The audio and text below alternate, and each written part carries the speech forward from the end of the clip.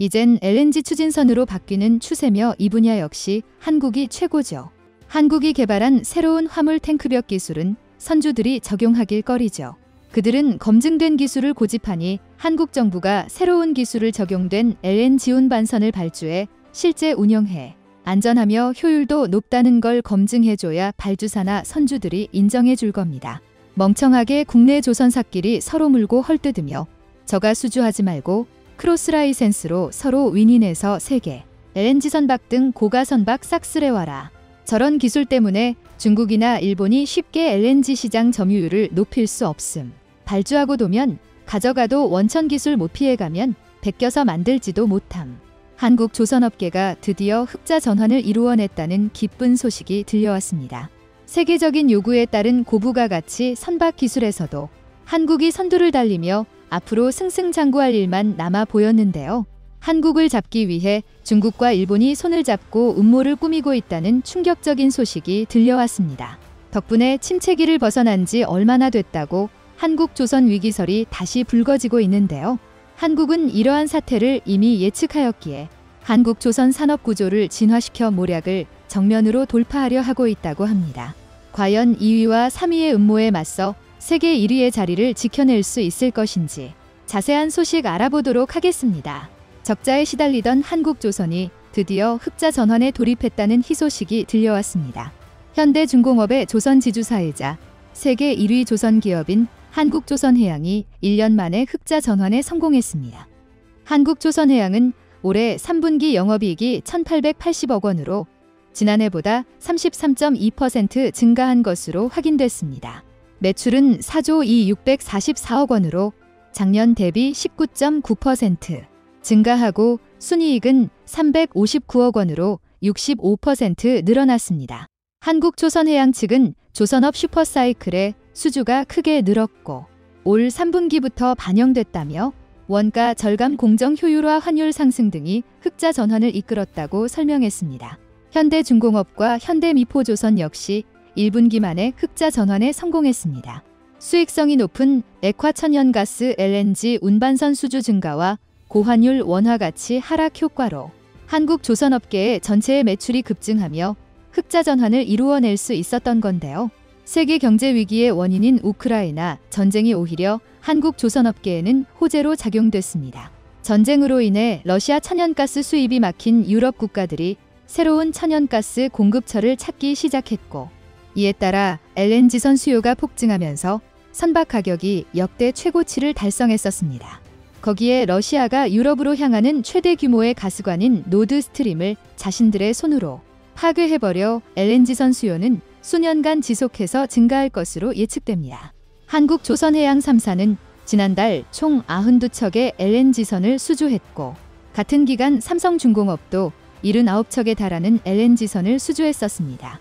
전 세계 LNG선의 80에서 90%를 한국에서 수주하며 사실상 한국이 시장을 독점하고 있다고 해도 과언이 아닌 상황입니다. 그런데 한국 조선업계의 갑작스러운 부활은 환경규제 정책 덕분이라고 엄경화 연구위원은 설명했습니다. 조선업종 애널리스트 엄경화 연구위원은 한국이 중국을 제치고 조선 점유율을 높일 수 있었던 것은 전 세계적인 탈탄소 정책 기조 덕분이었다고 설명했습니다. 과거 해운업계는 배에 최대한 적게 투자해서 이익을 취하는 게 최선이었는데요.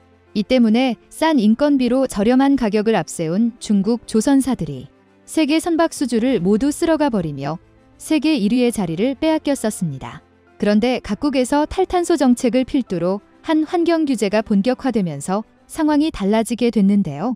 선박이 배출하는 공해 물질이 양에 따라 입항할 수 있는 항구가 제한되는 사태가 발생한 것입니다. 이 때문에 초기 투자만이 들더라도 공해 물질 배출량을 줄여 영업비용이 적게 드는 선박에 대한 수요가 폭증했습니다. 그리고 한국 조선업의 특기인 LNG선이 친환경 선박으로 부상하게 되면서 다시금 중국을 제치고 세계 1위의 자리를 탈환하는 데 성공할 수 있었습니다. LNG선은 이중 연료 체계를 통해 일반 선박보다 훨씬 친환경적인 선박이라고 할 수 있습니다. 천연가스를 수송할 때 어쩔 수 없이 5% 정도의 가스가 셀 수밖에 없는데 이 새는 가스를 잡아서 선박의 연료로 사용하는 기술이 개발되어 덕분에 LNG선이 기존 선박보다 공해 물질 배출량이 훨씬 적어지면서 친환경 선박으로 주목받게 되었습니다. 그리고 대한민국이 이러한 기술에 있어 선두를 달리고 있었기에 한국으로의 주문이 폭주하고 있습니다.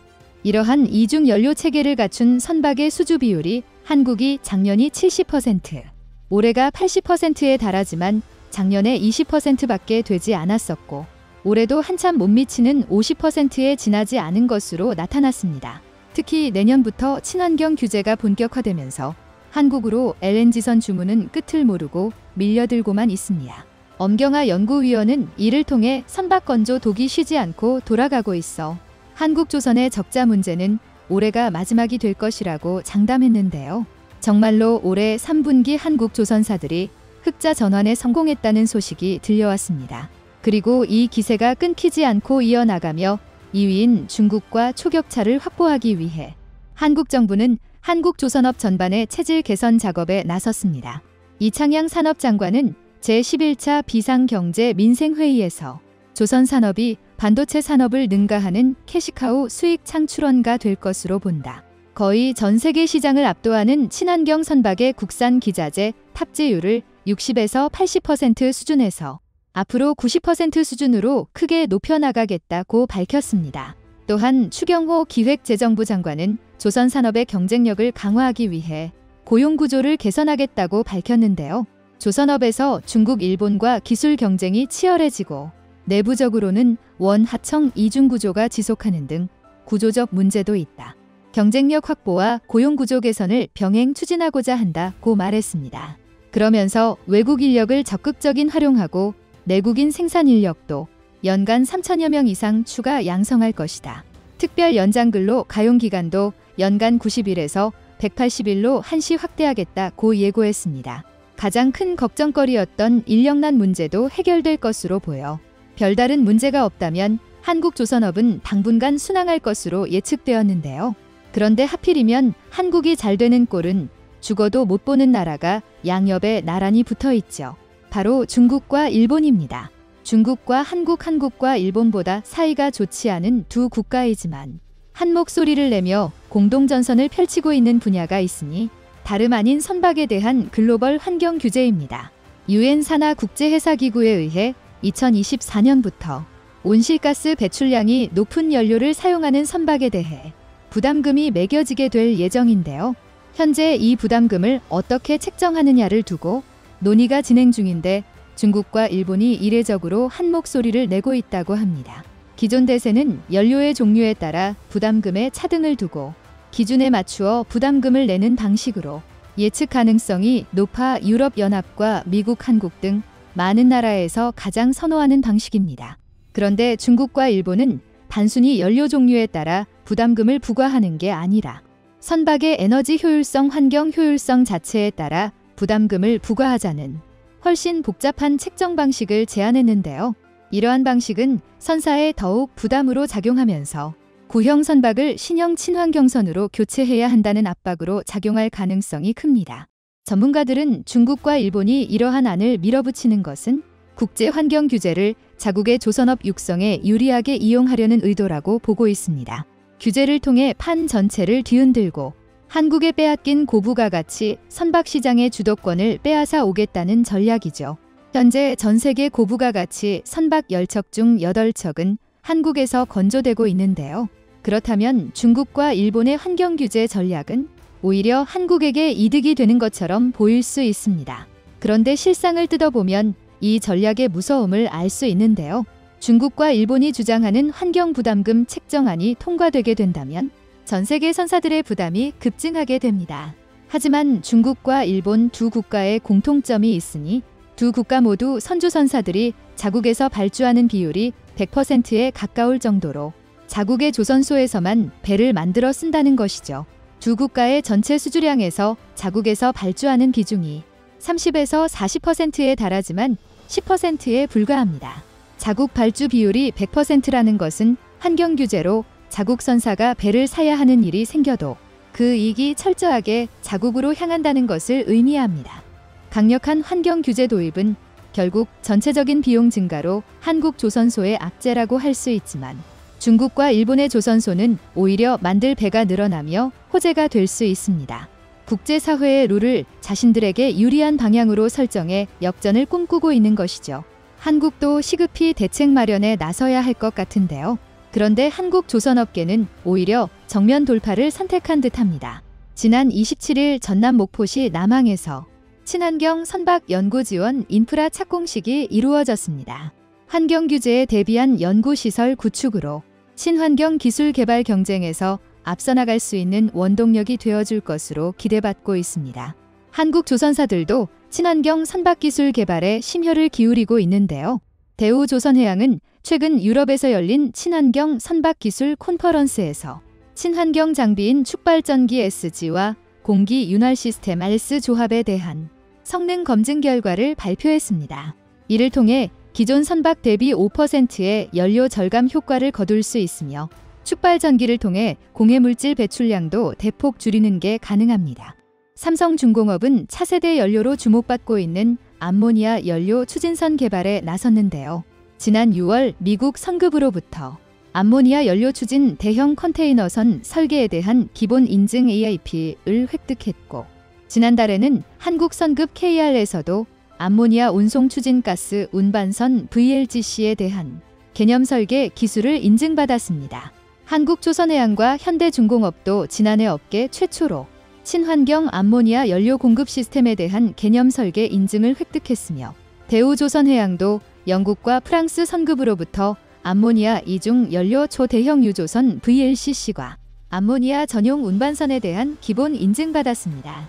이처럼 한국은 규제로 인해 전 세계에서 발생할 친환경 선박에 대한 수요를 압도적인 기술 격차를 통해 선점해내겠다는 의지를 밝히고 있습니다. 중국과 일본이 자국 수요로 조선업 역량을 키우겠다면 나머지 전부를 한국이 집어삼키겠다는 전략입니다. 중국과 일본의 로비 공세로 환경 규제가 두 국가의 뜻대로 진행될 확률이 높아 보이지만 한국이 전공법이 질 것 같다는 생각은 들지 않네요. 고난의 시기를 딛고 한국 조선업이 부활의 징조를 보이고 있습니다. 현명한 판단을 통해 찾아온 기회를 놓치지 않기를 바랍니다.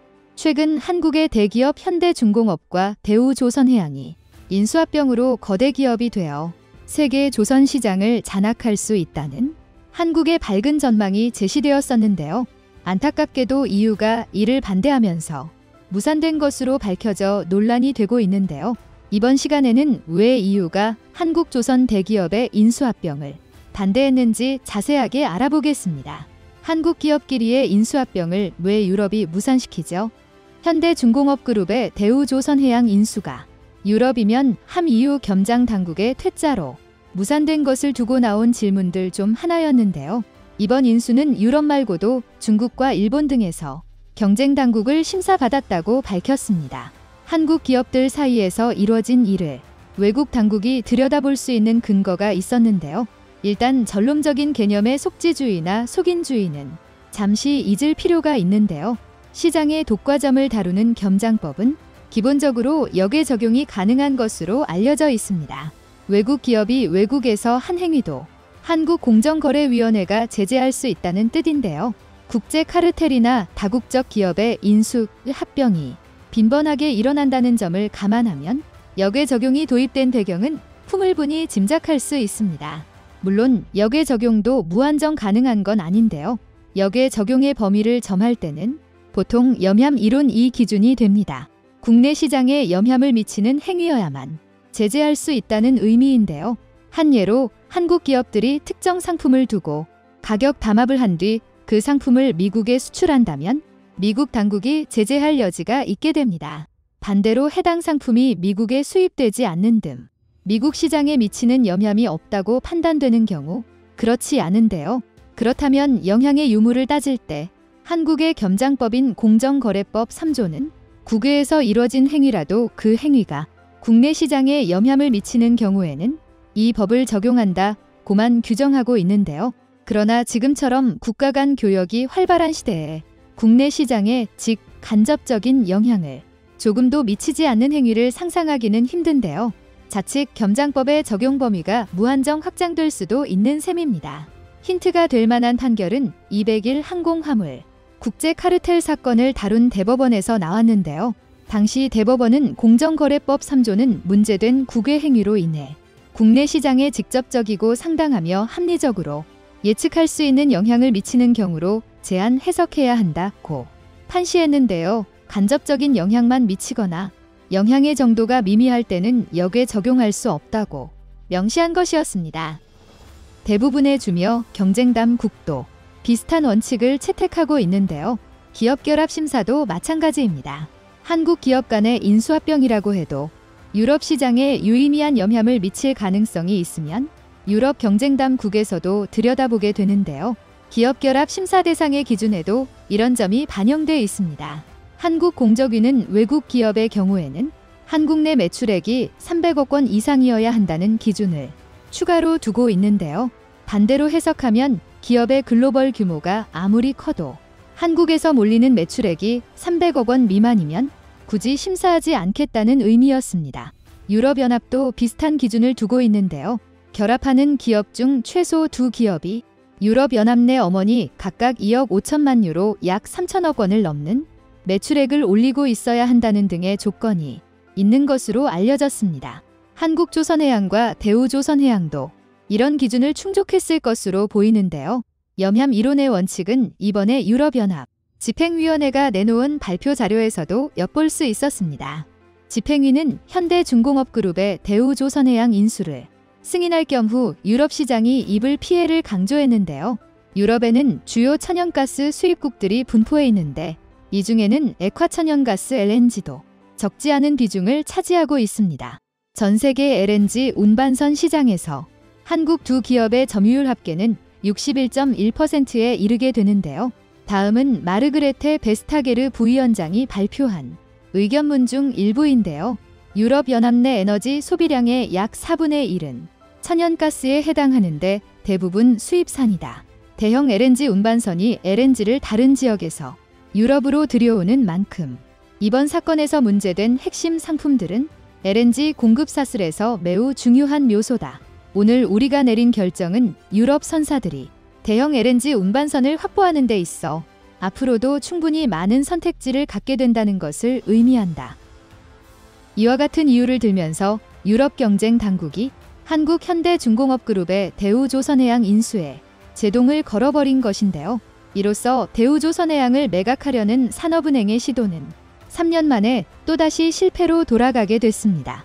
유럽연합 집행위원회는 두 기업 간 기업결합을 금지한다고 밝혔는데요. 산업은행이 대우조선해양 지분 전부를 한국조선해양 당시 현대중공업에 매각하는 내용이 기본 합의서를 체결한 지 3년 만이었습니다.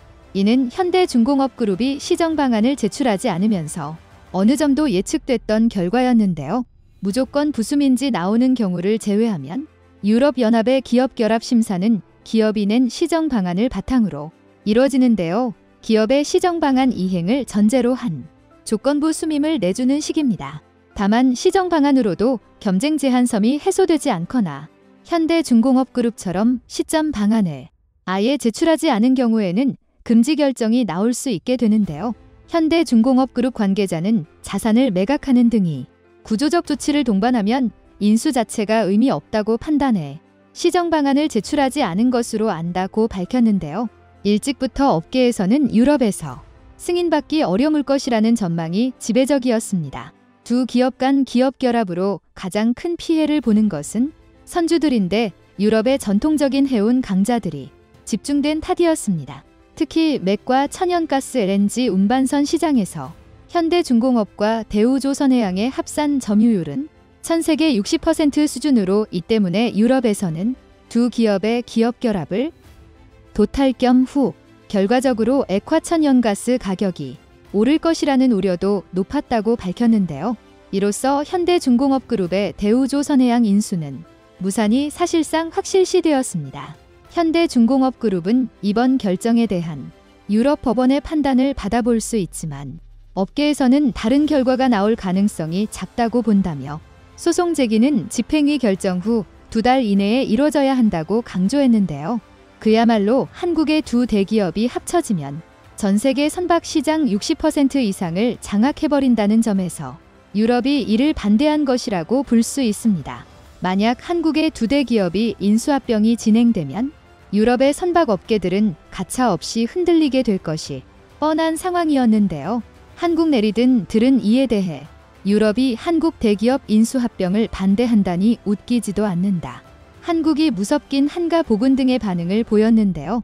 이런 가운데 열나라 일본에서는 유럽연합아 현대중공업그룹과 대우조선해양의 인수합병을 불허하자 일본에서 우리에게 좋은 기회라는 평가가 금장해 한국 네티즌들의 분노를 샀는데요. 요미우리 신문은 이유가 양사의 M&A를 막은 결정에 대해 일본 조선업체의 한 관계자가 점강적인 경쟁이 유지된다는 점에서 일본에는 플러스 좋은 기회라는 반응을 내놓았다고 보도한 것으로 밝혀졌습니다. 1980년대 세계 조선 시장 점유율의 절반을 차지했던 일본 조선업계는 한국과 중국에 밀려 최근에는 점유율 약 20%로 밀려났는데요. 다만 일본은 일단 시작된 합병 움직임은 멈출 수 없다며 일부 사업을 떼어내는 등의 방식으로 한국 기업이 M&A를 실현할 길을 모색할 수 있다고 전망하기도 했습니다. EU 집행위원회 행정부는 액화천연가스 운반선 분야에서 과점이 심화할 수 있다며 한국조선해양과 대우조선해양에